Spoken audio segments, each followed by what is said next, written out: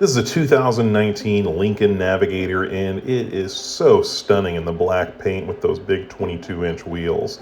Man, I just really enjoy these full-size Lincolns. They are so luxurious. So let's take a look inside here. You can see there's some of the wood grain, black leather, of course, with that black exterior, and then these seats are just unbelievable. They have so much adjustment to them. You saw the big overhead sunroof. 87,000 miles on this 2019 Lincoln. There's all the steering wheel controls, and it's got a very large screen there in the middle as well. We got Joy FM playing on the radio. Of course, factory nav is integrated as well.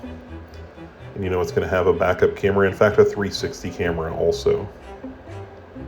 Moving down the dash, there's all the heating and steering wheel controls, heated and cooled seats. You're going to love this thing. Stepping into the back, it is captain's chairs in the middle, as you can see here.